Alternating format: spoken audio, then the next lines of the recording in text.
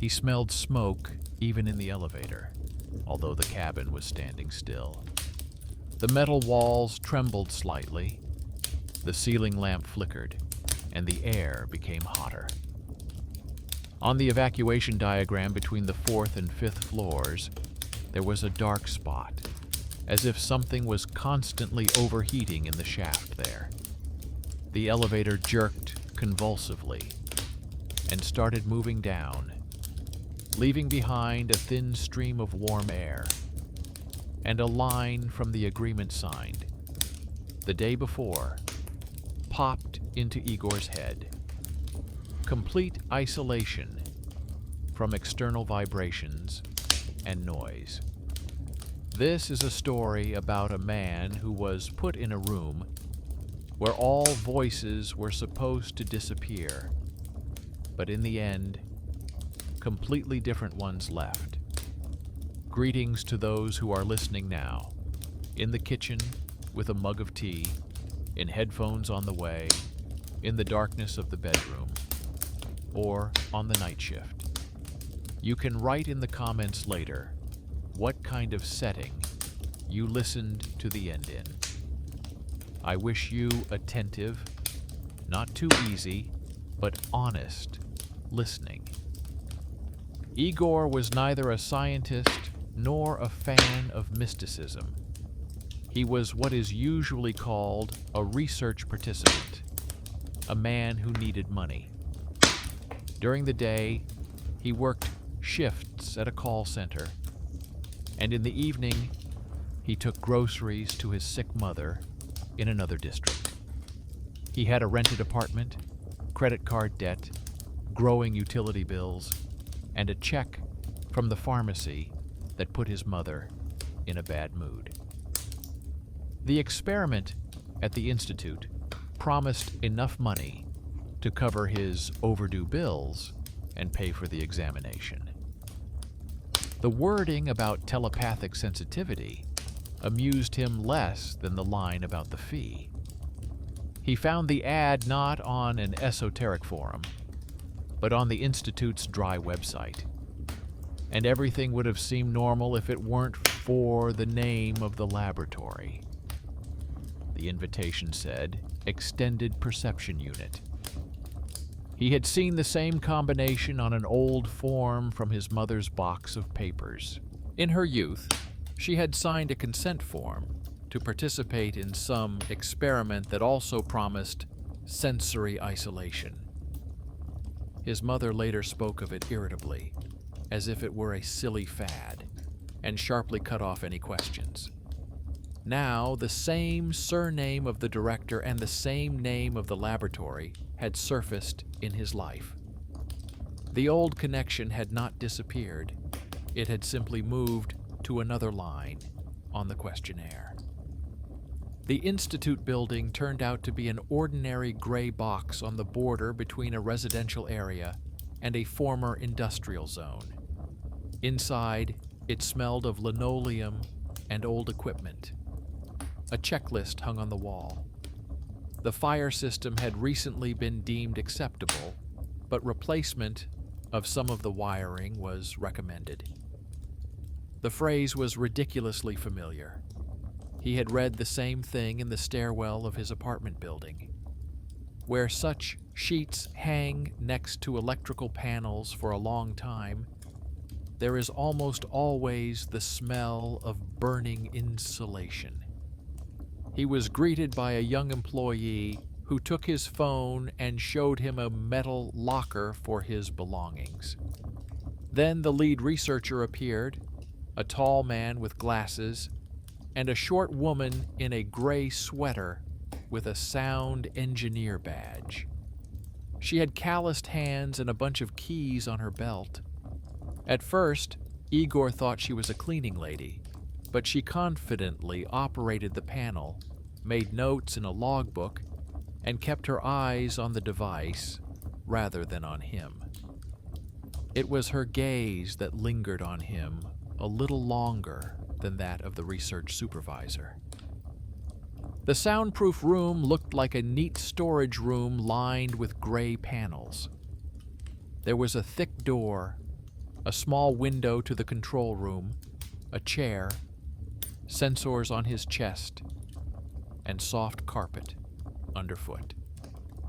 In the corner was a camera under a transparent dome, and in the wall was a ventilation grill.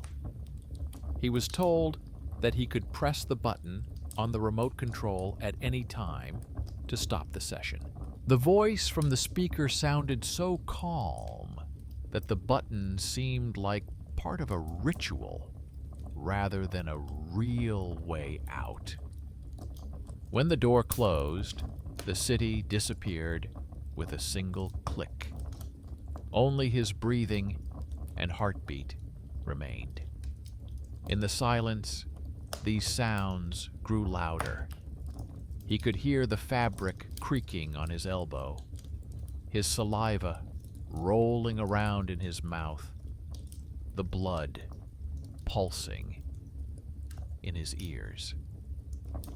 After a few minutes, his brain began frantically filling the void. All the familiar heavy thoughts rose in his head. How long until payday?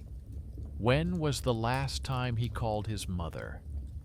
How to pay his credit card bill? Against this backdrop, he suddenly caught a strange feeling, as if the phrase that appeared in his head was repeating itself a moment later, slightly altered. At first, it was like a stutter. He thought, "I have to endure until the end of the session." And somewhere on the edge of his hearing, a whisper appeared, with the same intonation, but with a different word. Instead of endure, it was sit it out or lie it out. He reminded himself of the warning in the agreement. Echo effects are possible during prolonged sensory isolation. The more he tried not to pay attention, the clearer the echo became. Sometimes the whisper caught up with his thoughts. Sometimes it was ahead of them, like a child learning to repeat adult phrases and trying out different variations. Through a small window in the wall, he could see the next room. There, behind the control panel, sat the researcher, and to his left, the sound engineer, the woman in gray. She wasn't looking at him, but at the graphs, at the noise lines, which should be almost straight. In one place, the line jumped. She narrowed her eyes and made a note in her journal a second before the voice from the speaker asked how he was feeling. A check mark appeared in the protocol opposite the line, extraneous whispering. Igor noted this in the back of his mind and also wrote it down somewhere inside. It wasn't just him who thought something was wrong. The session ended quickly. The door opened, and footsteps, voices, and the hum of the corridor burst into the room. The host listened to his short story and nodded with satisfaction. Igor talked about his irregular heartbeat, his heightened body awareness, and the feeling that his thoughts were being duplicated. Nothing superfluous. He wanted to be recognized as normal and admitted to the next stage, to the rest of the fee. Meanwhile, the sound engineer was typing up a report. Her fingers moved quickly, but her gaze lingered again on the same spike in the graph where the noise line had frozen.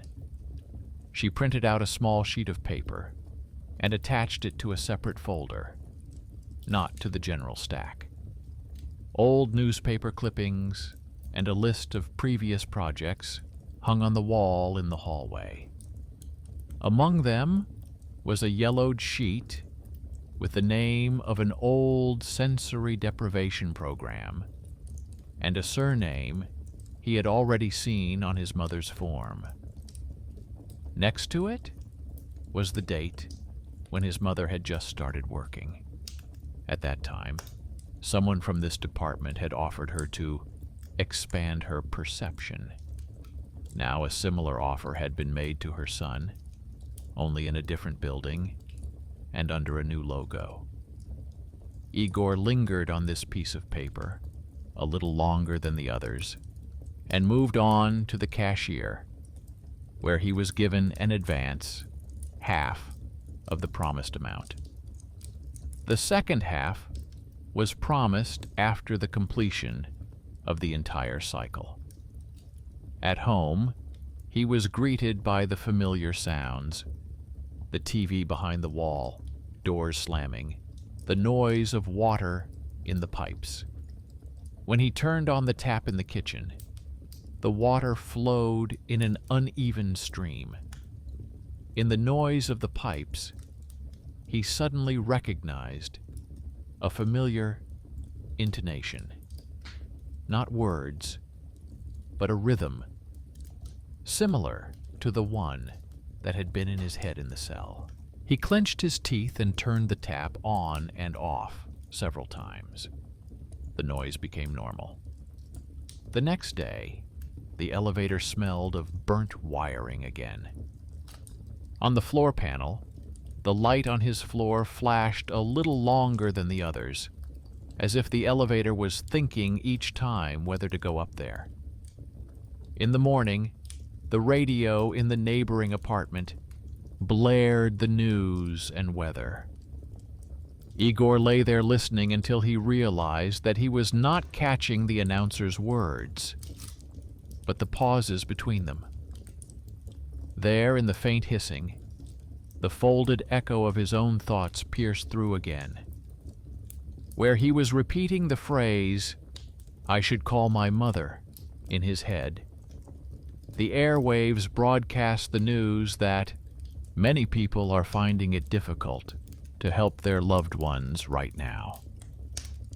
Where he thought about duty, the announcer unexpectedly used a rare word that he had just repeated in his mind. Coincidence, a rigged brain, the effect of choice. He knew all the explanations, but some part of him understood that from the moment he left the camera, there were at least two of his voices in the world. He could have gone the usual route, blame it on fatigue, keep quiet, and just collect his second half of the fee. But a series of small details had already formed a pattern. The smell of burning in the elevator, the identical wording on his mother's, and the Institute's forms, the surname that had moved from the past into the present, the check mark next to extraneous whispering, the sound engineer's gaze, the uneven sound of water, the strange phrases on the radio. At that moment, he decided to take a step that no one expected of him.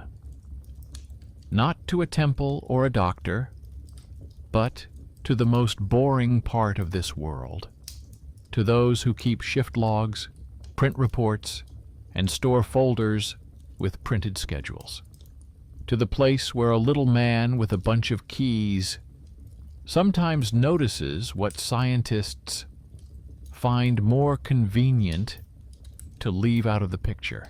He started with the simplest step, one that no one usually takes.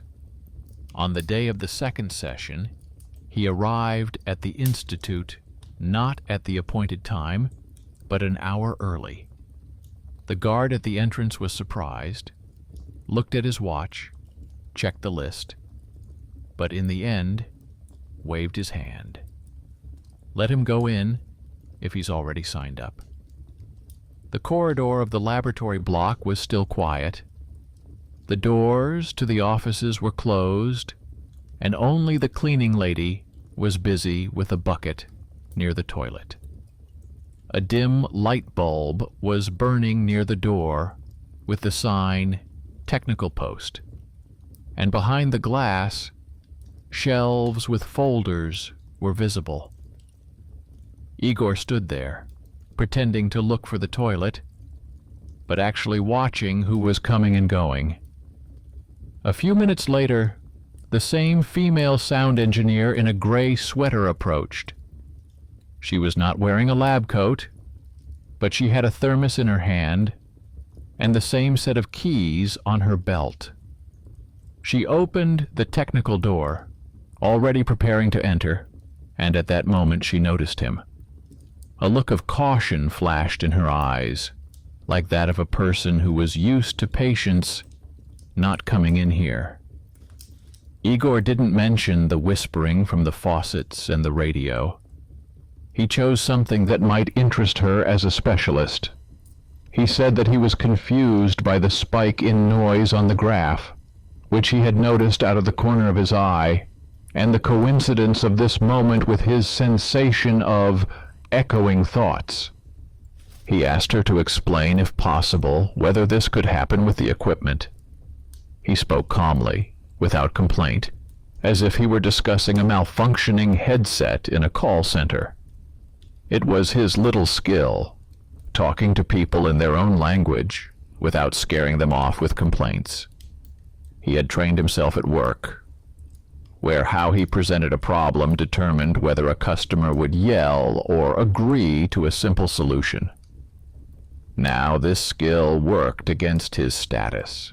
The woman, who, judging by the tone of her colleagues, was perceived as part of the furniture, suddenly had the opportunity to prove herself as an expert.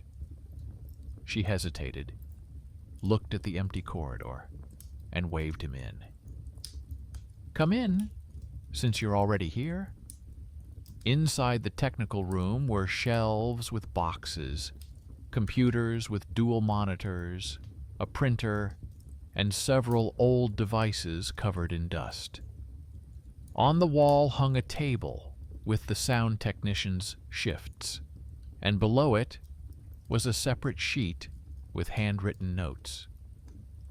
His mother's surname was not listed there, but at the top hung a copy of an old protocol with an official seal, a schedule of sensory deprivation sessions from more than 30 years ago. Underneath it was a note: "Archive block, do not use."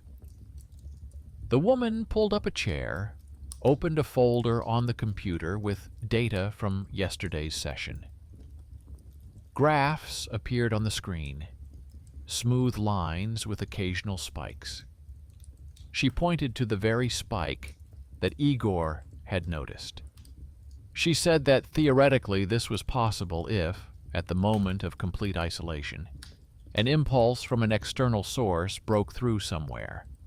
For example, if someone in the next room slammed a door or dropped a metal object.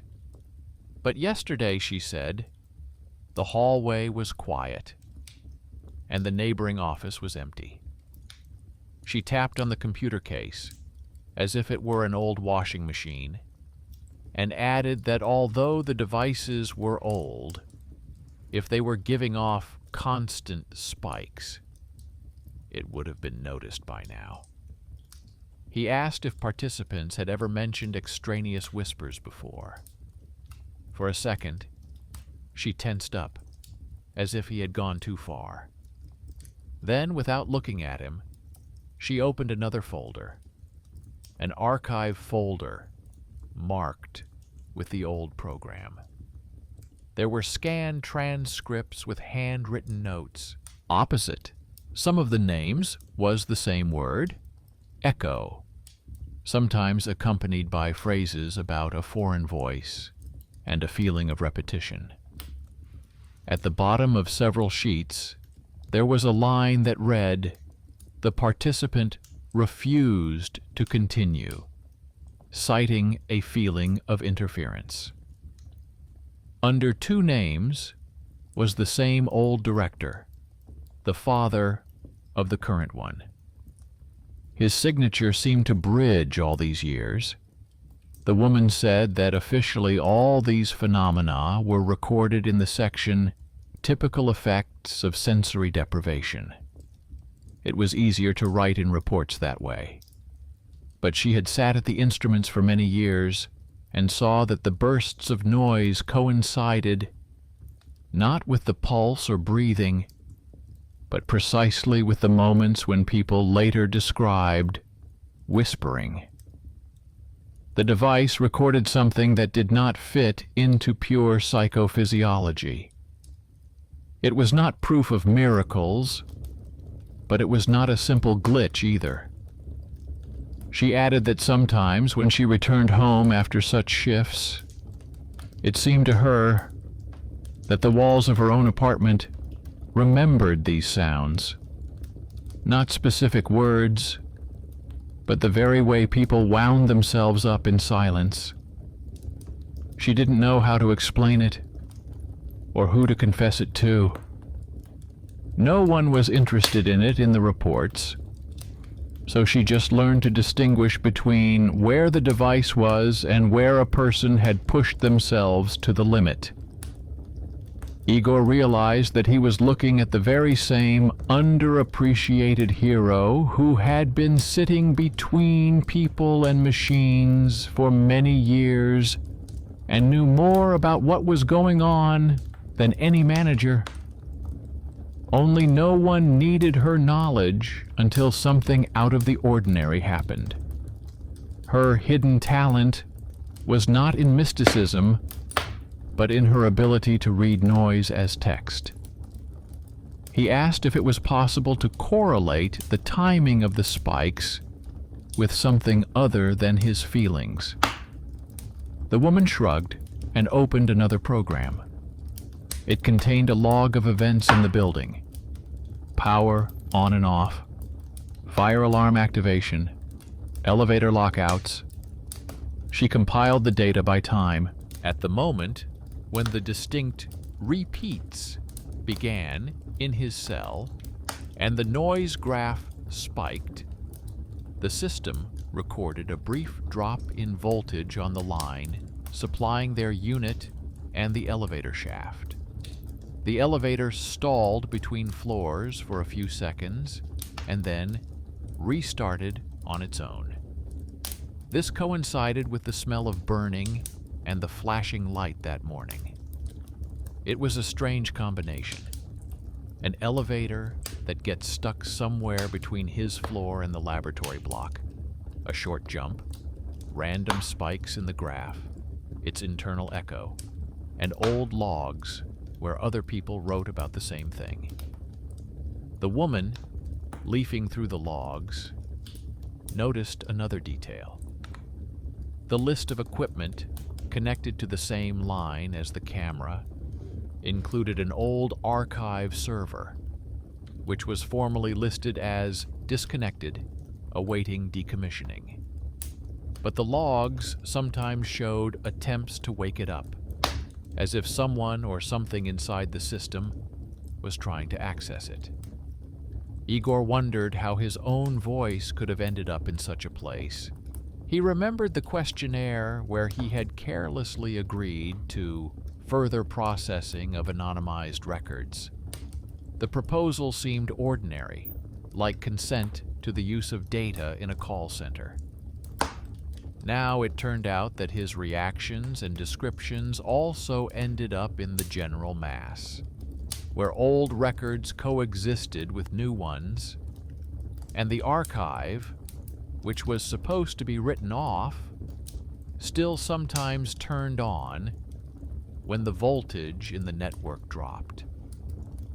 The female sound engineer, as if reading his mind, said that she had long disliked how the Institute treated anonymous materials. According to her, old files and protocols are kept on servers because it seems a shame to throw away something that once took so much effort to create.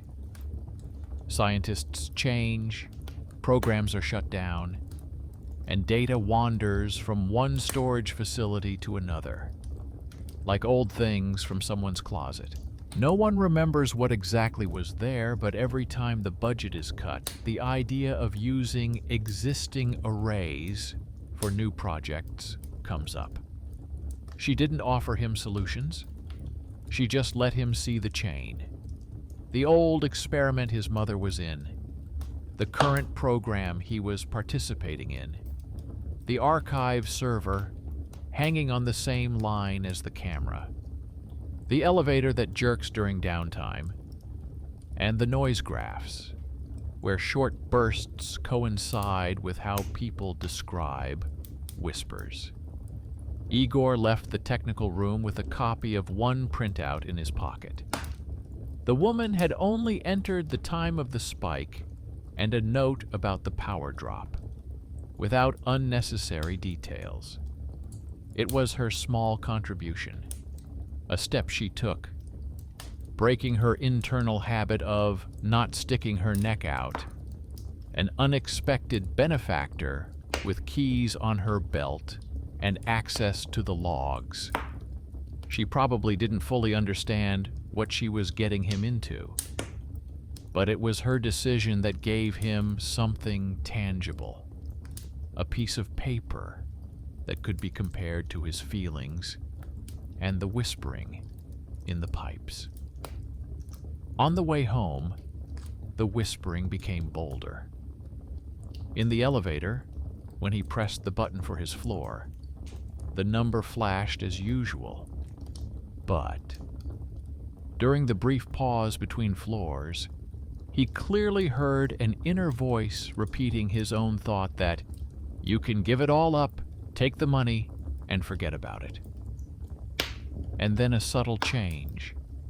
Instead of "forget," he heard "shut up" inside his head. The words weren't his, but the intonation was. It was as if someone in this shared network was learning to change the adjectives and verbs in his personal text, testing which version had the strongest impact. At home, he checked the water, the radio, even the noise of the refrigerator. Everywhere he could hear what he was looking for. But now he had a sheet with the time, a graph with a spike, a table where the burst of noise coincided with an event on the network. This distinguished him from a person who was simply going crazy. He had the opportunity to conduct a small investigation, not in his head, but in papers and logs. He took the old consent form out of his mother's box. He compared the dates. It turned out that when she signed her perception expansion, the Institute was just launching the very archive server that is now listed as to be decommissioned. He didn't see the names of those who participated at the time, but he could guess that their voices were also somewhere inside this system. Not in a mystical sense, but in a very literal sense, in the form of recordings, transcripts, numbers. The connection between generations became not only a metaphor, but also almost a technical fact. Igor found himself in a chain where his thoughts and words could follow the same path as his mother's. To the archive, to the server, to the training set, and from there to someone else's background. The whisper in his life did not come out of nowhere. It was the result of someone once deciding that it was okay to turn old voices into material. He realized that if he just sat through the remaining sessions, took the money and left, the whispers might become part of someone else's story. Not in a mystical sense, but in a very mundane one. His echo would be recorded in the database and then mixed in with others. At that moment, he made a second important decision. Since they had made him part of the old program, he would try to interfere not with his symptoms, but with the very structure of this experiment. not as a movie hero, but as a person who writes a complaint where it is least expected. He wrote the complaint at night, sitting at the kitchen table where he usually laid out his bills. A stack of receipts lay nearby, as an argument for why he got involved in this whole story in the first place. In the document, he did not mention the elevator or the whispering in the pipes. He described only what could be verified. The coincidence of noise spikes on the graphs with power surges. The presence of an old archive on the same line as the equipment. The wording of the consent to further processing of anonymized data. The general outline of the old program in which his mother had participated. At the end, he added a dry phrase that he did not consent to his reactions being technically mixed with the materials of previous generations without the possibility of refusal. The whispering did not stop while he was typing. Each of his sentences seemed to pass through an invisible filter that quietly suggested versions more convenient for someone else. Where he wrote that he asks for clarification, the option asks for confirmation of safety popped up inside. Where he wrote that he reserves the right to withdraw, an inner voice suggested trusts the professionalism of the team. Igor caught himself reaching for softer words out of habit. He had to reread what he had written and replace it with more accurate wording. He sent the complaint to 2 addresses. One was to the official contact person at the laboratory, and the other was to the General Department for working with research participants. He attached a scanned sheet marked Sound Engineer and an old consent form to the letter. He understood that the chances were slim. Usually such letters disappear in the general correspondence. But this attempt was the only thing that gave him back some sense of control. The response from the laboratory came quickly and predictably. A polite expression of gratitude for his kind attention, references to the fact that all procedures are carried out in compliance with regulations, and an offer to discuss everything in person with the project manager. At the very end, there was a gentle reminder that termination of participation would result in a review of the payment terms. A whisper in his head repeated almost approvingly, "Review of the terms," as if enjoying the very construction of the phrase. Igor felt the familiar desire to agree, not to argue, not to lose money, rising within him. There was no response to the second letter, addressed to the General Department, for a long time. After a few days, he decided that it would remain there. But about a week later, he received a call from an unknown number. The voice on the line introduced himself as a member of the Internal Research Ethics Committee. He said he had received his letter and would like to clarify the details. He asked him to recount not his feelings, but the events. The time, the sequence, who said or did what. Igor carefully outlined his mini-investigation into the sequence of events, the server, the elevator, and the coincidences. The voice on the other end did not interrupt and did not once try to smooth things over. Only at the end did he ask if Igor agreed to have his complaint formally reviewed rather than treated as feedback on well-being. This man became another unexpected benefactor, not one who came with great authority, but one who had enough access to pull up old files and ask uncomfortable questions. He made no promises and did not offer to look into it personally. He only said that some procedures might be suspended during the investigation. Igor realized that this was about him and others like him, who had been recruited through advertisements.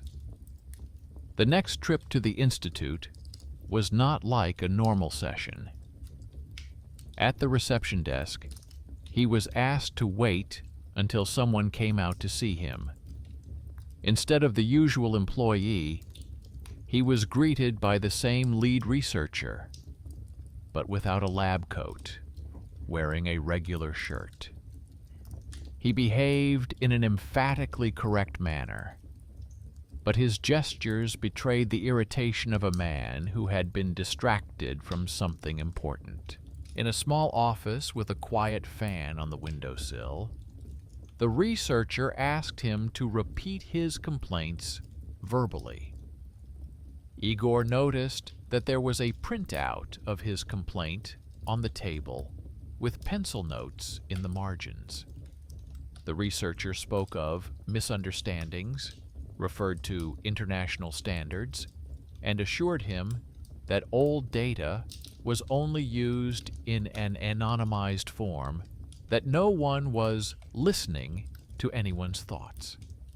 He uttered the word voices once and immediately corrected himself to responses of the nervous system.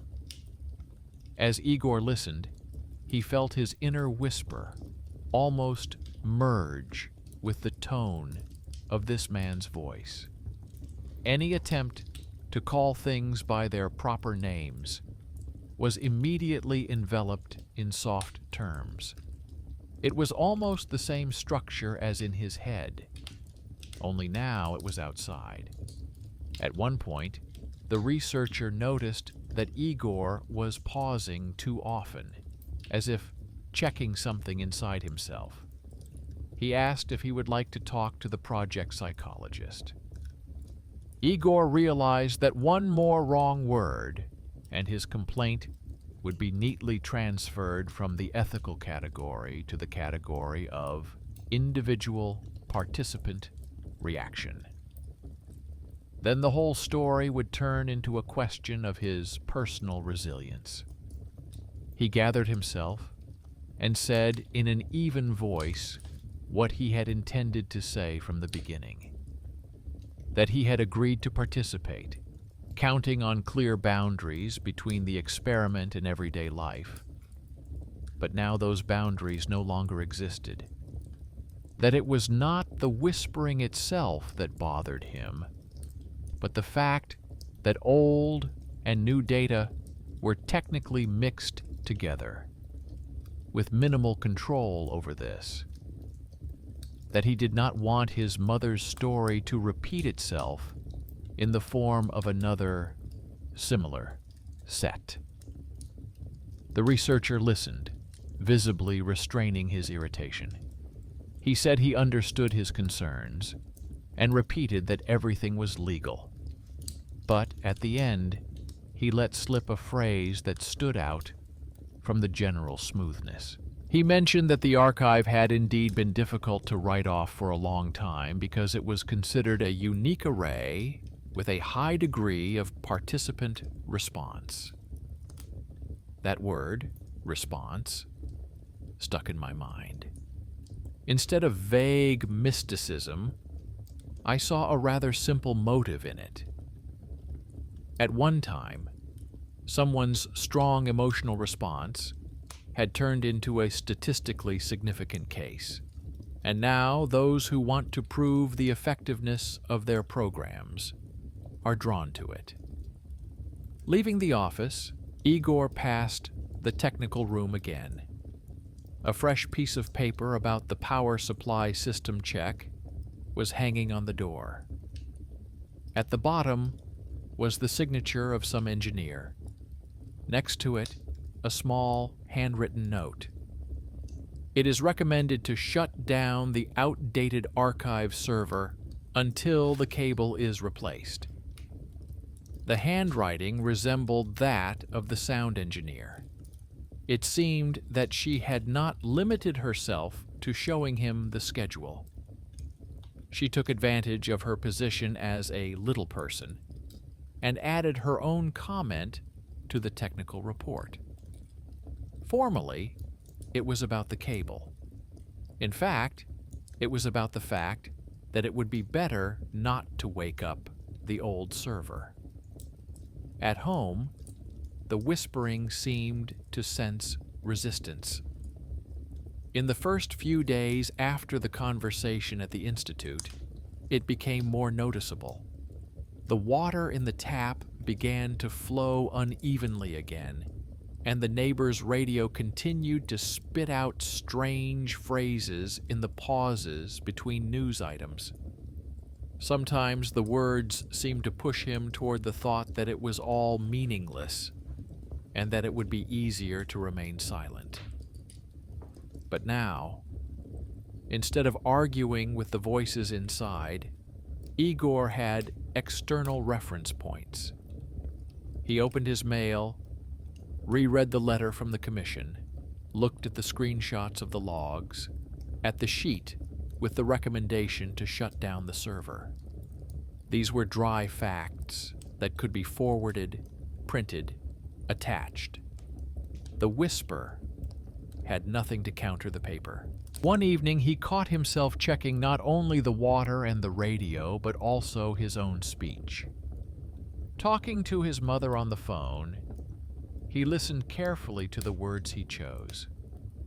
His mother complained about prices and pressure, as always. He heard no outside interference in her voice, and that was strangely reassuring. Her words were still hers, with all the usual repetitions. It turned out that whatever was trying to rewrite his phrases was not tied to people and their relationships, but to a specific chain of equipment, protocols, and recordings. At the call center, he began to notice other things. Some phrases that he had once uttered mechanically were now coming back to him from the mouths of customers. A whisper inside suggested a simple explanation. His voice was being recorded and used to train new operators. It was unpleasant, but no longer frightening.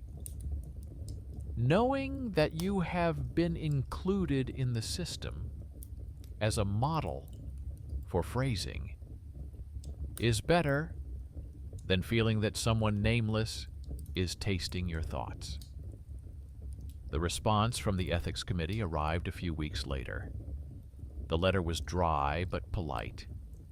It stated that, following consideration of his appeal and additional verification of technical logs, a decision had been made to temporarily suspend the use of the old archive block in any active programs until the origin and status of some of the data had been clarified. A separate line noted that participants whose relatives had appeared in similar studies in the past would be offered individual counseling and the opportunity to withdraw their consent to the use of their anonymized records. Formally, it was a small victory hidden in an official letter. Not a loud scandal, not the closure of a laboratory, but a neat shift in settings. It was one of those cases where little people working together, a sound engineer, an engineer, a commission employee, quietly pulled the lever. Whisper met this letter with an attempt to devalue its contents. The immediate thought was that nothing would really change, that everything would be returned at the first opportunity. But there was no fact behind this thought, only fatigue. For the first time, Igor caught whisper in a pure fantasy, unsupported by anything. He decided not to return to the sessions. He did not receive the second part of his fee. Instead, he received the right to have his name removed from the current list of participants. The Institute reacted dryly, but without pressure. Perhaps the investigation that had already begun was having an effect. For them, he was one of many. For himself, he was the point where he could stop the chain that stretched back to his mother's youth. After that, the whispering did not disappear. It just changed tone. The water in the tap made noise as before, but his ear stopped picking out phrases from it. The radio in the neighboring apartment continued to broadcast other people's words, not adjusting to his thoughts. Sometimes, when he lay at night and remembered the soundproof room, the inner voice tried to play the echo game again. But now he had a simple way to distinguish his own thoughts from those of others. Everything he could confirm with a recording, a log, a receipt, or a signed sheet of paper belonged to the world. Everything else that left no trace was merely a consequence of the brain once being placed in a box that was too quiet and taught to hear its own fear in the noise. There was one last detail that had been hanging in the air all this time. An old box with his mother's papers and the question of what they actually did with their voices back then, when there were no digital archives or servers. To truly end this story, he had to go back to where it all began, long before him. Not even to the lab, but to that part of the past that his mother had hidden from herself for many years. He put off visiting his mother for a long time, like putting off an unpleasant conversation that cannot be canceled. A formal reason presented itself. He needed to bring her medicine and help with receipts. The real reason was different. In that box in her closet lay the missing part of his own history. Until he looked inside it with her, any letter from the commission would remain only half a solution. Her apartment was the same as it had been when he was a child. The old sofa, the carpet, the kitchen table covered with jars, the TV that played almost silently. The smell of soup and medicine wafted from the kitchen. When his mother saw him, she began talking about prices, neighbors, and the weather, as usual. He listened and caught himself listening not only to the words, but also to the pauses. There was no echo. Her voice sounded even and familiar, with the old intonations of fatigue, but without any foreign undertones. He took the old consent form and a fresh printout of the commission's letter out of his bag. He placed them on the table between the plate and the pack of pills. At first, his mother tried to pretend she didn't notice. Then she gave up, picked up the papers, and adjusted her glasses. She slowly read the lines that mentioned the familiar name of the laboratory and the surname that had once meant something in her youth. Her face showed irritation, confusion, and old shame in turn. She told him what she had previously cut short. Back then, Many years ago, the Institute promised them, the young people, that this would be a new word in science. They talked about studying consciousness, about human potential, about how the country should be proud of such experiments.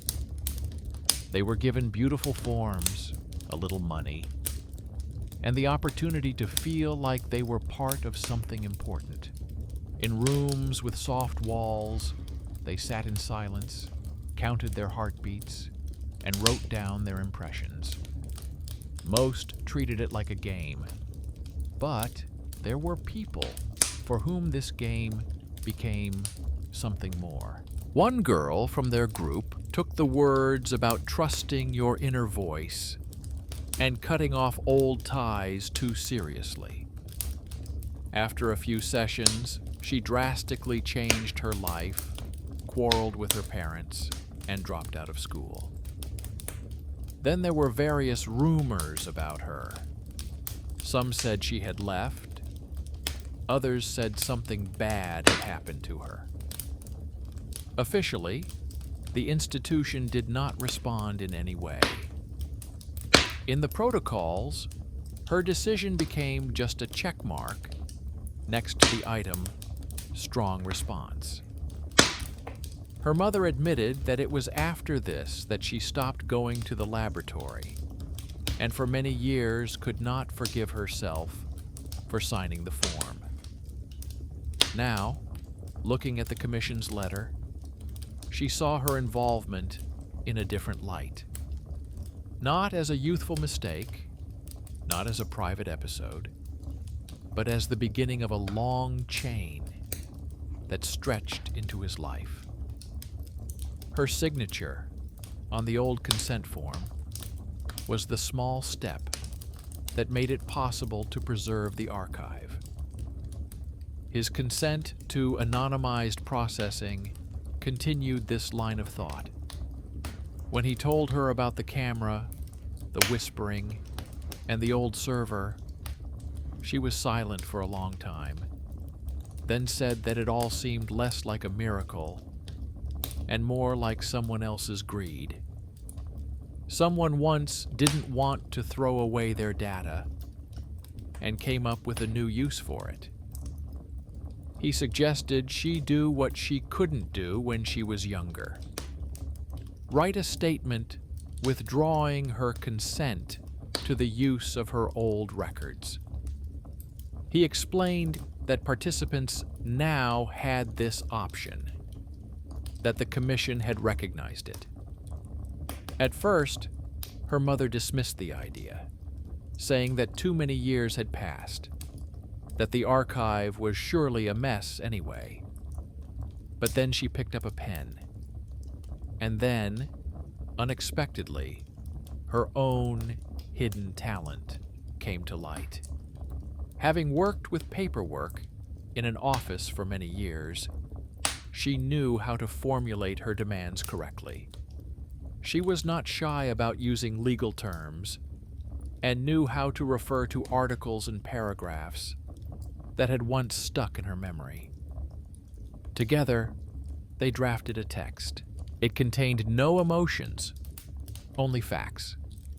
Her mother indicated the date of her participation, the name of the program, the names of those responsible, and referred to the new rules for handling personal data. She demanded that all her records be destroyed or archived without access. She requested a copy of the document confirming that these actions had been taken. There was not a single word about voices or whispers in this statement, only cold, clear language that the Institute would understand. When he sent the letter, a brief, internal whisper tried to interject. It suggested that it wouldn't change anything anyway, that the archive was too resilient. But now, he had enough examples of small steps changing details. The sound engineer with her note, the engineer with his signature, the man from the commission. They didn't destroy the system, but they forced it to remove one old server from the network. If you can pull another plug out of the socket, it's no longer a trifle. The response did not come immediately, but it did come. The Institute confirmed receipt of his mother's application and informed him that her data would be marked as restricted for use. An inner voice immediately seized on the word restricted as a reason for cynicism. Igor felt irritated, but did not argue with himself. He simply put the letter in a folder next to the Commission's response and thought that sometimes this status was enough. Not all stories are destined to end perfectly, but making them at least a little less dangerous is already a task. By this time, the Whisper had noticeably changed its strategy. It tried less to replace words directly and put more pressure on fatigue. It reminded him that he had lost the money from the experiment anyway, that the new job didn't pay much, that things would still be difficult with his mother. Usually, such thoughts easily became background noise. Now, in each such message, he heard not only himself, but also that very institutional tone that he had come to recognize from letters and conversations. It was as if a miniature copy of all those who had once said that it's nothing to worry about, and that's how the system works, lived inside him. He decided to change at least one level of this system. He couldn't quit his job at the call center, as it provided him with stability. But he refused to take on any side jobs that involved selling other people's words and emotions. Several acquaintances suggested that he try his hand at consulting, since he had gone to the lab and experienced something. He refused, even when he was in dire need of money. Experience had shown him how easily a person sitting on the other side of the microphone could become a conduit for someone else's interests. Instead, he began to do what had previously seemed pointless. Sometimes he wrote long, non-anonymous reviews about how various services that collect and use depersonalized data are organized. Somewhere these messages were ignored, somewhere formal replies appeared, and sometimes he saw small changes, new lines in policies, checkboxes that had to be clicked manually, the ability to opt out. He had no illusions that one person could stop the big flow, but each such result was like another device turned off on the line. Over time, a new balance settled in his mind. The whispering did not disappear, but it changed its role. Where before it had pushed him toward words that were convenient for others' scenarios, now it more often simply repeated what Igor was afraid to admit. It reminded him, for example, that he was tired, that he was afraid of the future, that his mother was getting old. There was no longer any external control. These were his own honest fears, from which he had previously escaped into noise. Now, having experienced complete silence and its consequences, he had learned to distinguish between his own voice and the voices that had an interest in him. His mother's whisper manifested itself differently. Sometimes she admitted that when she went to bed, she remembered that old experiment and felt as if the walls of the room were trembling slightly from the distant voices. But now, knowing that their recordings were no longer playing on public programs, she felt better. These memories remained within the confines of her personal history and did not become raw material for new games. The Institute continued to operate. New project descriptions appeared on its website, with more accurate wording and updated data sections. In the power supply graph, the old archive server was listed as disconnected and awaiting disposal. For most people, it was an unremarkable line in a document. For a few people, it was the result of a chain of decisions that began when one participant saw an extra spike in the graph and took the trouble to point it out. In the evenings, when Igor returned home, the elevator still creaked, the light bulb still flickered, and the stairwell still smelled of dust and something burnt. The water in the tap still made noise, and the neighbor's radio continued to speak in unfamiliar voices. The world did not become quieter. It just became clearer. Now, if a foreign phrase popped into his head in the pauses between sounds, he asked himself, not "who is it?" but "who benefits from it?" If the answer was not found in the form of a contract, letter, advertisement, or someone else's interest, he attributed it to his own fatigue. The story of the room where voices disappear ended in his life, not with silence defeating noise, nor with him acquiring a special gift. Everything turned out more prosaic, and because of that, more honest. Several people who are usually overlooked took small steps at the right time. A sound engineer who noticed an extra surge, an engineer who wrote a line about an old server, a commission employee who raised the archive, a mother who withdrew her signature many years later, and he himself, who refused to participate in the old game. Together, they did not defeat the system, but they slightly changed the picture of the world. The scary part of this story did not disappear. It simply changed form. It turned out that the most disturbing thing was not the whispers from the walls or the echoes in the head, but people's willingness to give their votes to those who promised to explain life in exchange. Justice here looked like the right to take back one's voice.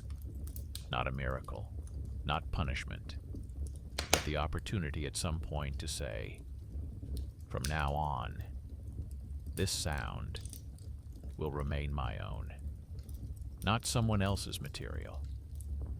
This turned out to be enough, so that even in the complete silence of the soundproof room, which he sometimes dreamed about at night, he heard not someone else's echo, but only his own heart, with all its glitches, but without anyone else's interference.